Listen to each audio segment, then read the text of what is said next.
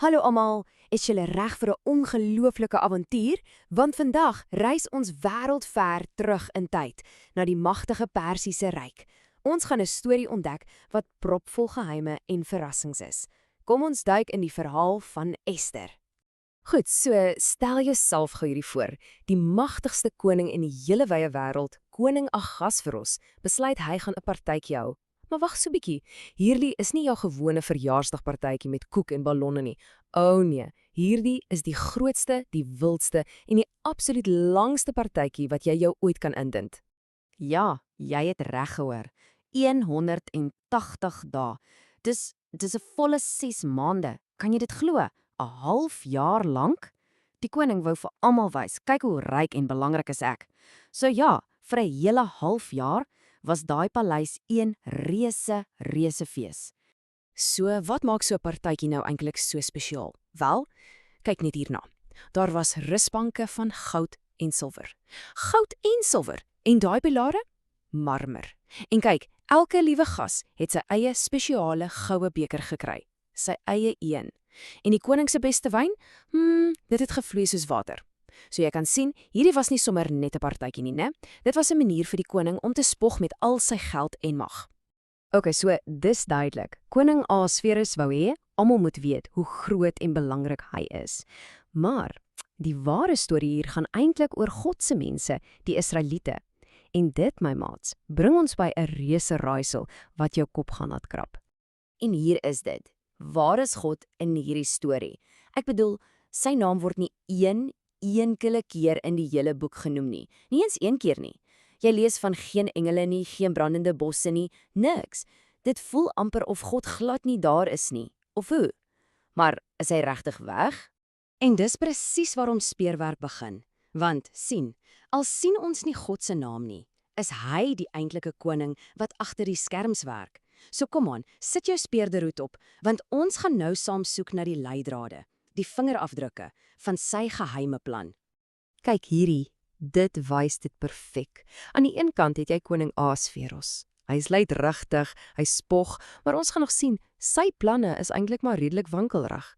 En dan, aan die ander kant, het ons die regte koning, God. Hy werk stil.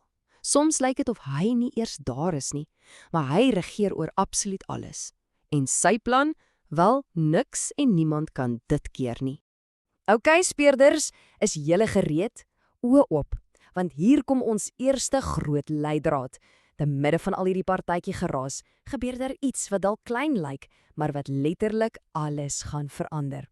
So die koning is nou al lekker vrolik, jy weet, van al die wyn. En hy kry hierdie blink gedagte. Hy beveel sy vrou, die pragtige koningin Vashti, om vir al sy vriende te kom wys hoe mooi sy is. Maar raai wat? Sy sê nee, sommer net nee. En die koning, hy is furious, hy ontplof. Wag 'n bietjie, dink gou hieroor. Hierdie supermagtige koning met al sy goud en sy hele koninkryk word gestop deur een klein woordjie. Nee. Skielik lyk hy nie meer so magtig nie, nê? Dit wys jou net hoe vinnig 'n mens se groot planne kan platval. Maar hier's die ding. Wat vir die koning soos 'n reuse verleentheid voel, is eintlik die eerste geheime skuif in God se groot plan. Dis nou waar ons die versteekte koning se hand mooi moet dophou. Dis presies soos 'n ry dominos wat omval. Dink daaraan. Vashti sê nee. Tik. Die koning word kwaad en stuur haar weg. Tik.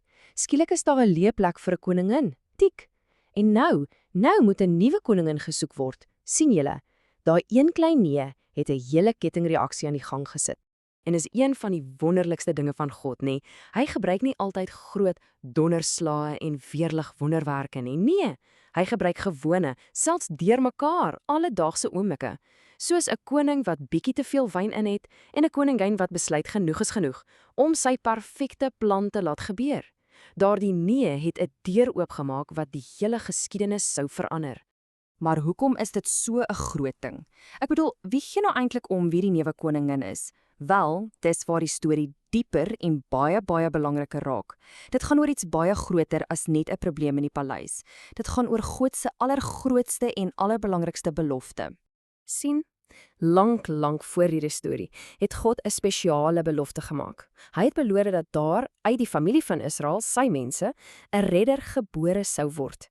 Hierdie redder, die Messias, sou eendag kom om die hele wêreld te red. So hier's die groot gevaar. God se mense is op hierdie stadium maar net vreemdelinge in 'n ander land. As iets met hulle sou gebeur, as hulle uitgewis sou word, dan sou God se belofte nie kon waar word nie. Dan sou die hele reddingsplan vir die hele wêreld in gevaar wees. En daar is die antwoord op ons raaisel. sien, God was nooit weg nie. Nooit. Hy was die heeltyd die verskeekte koning. Hy het agter die skerms gewerk en elke domino presies laat val waar dit moes. Alles om sy mense en sy groot belofte te beskerm. OK, so dis 'n oulike storie van lank gelede. Maar wat beteken dit vir jou en my, hier en nou? Watter lesse kan ons uit hierdie hele speurverhaal leer? Wel, hier's die groot goed om te onthou. Eerstens, God is altyd in beheer, selfs wanneer alles deurmekaar en chaoties voel. Tweedens, God werk deur doodgewone alledaagse dinge en mense. En derdens, en hier is die belangrikste, God hou altyd sy beloftes, altyd. Jy kan jou hele lewe daarop bou. In die Bybel sê dit ook vir ons. In Spreuke staan daar dat selfs die hart van 'n koning in die Here se hand is. Dit beteken maar net God is die een wat regtig in beheer is, of ons dit nou kan sien of nie. Die versteekte koning was dus nooit regtig weg nie. Hy was besig om die pad gereed te maak, om seker te maak sy belofte van 'n redder word waar, sodat die ware koning, Jesus, eendag gebore kon word. En dit los ons met hierdie laaste gedagte om oor te wonder. In jou eie lewe, miskien wanneer dinge 'n bietjie deurmekaar voel, of dit lyk of God stil is, waar kan jy, as jy mooi kyk, dalk die vingerafdrukke van die versteekte koning se werk raak sien?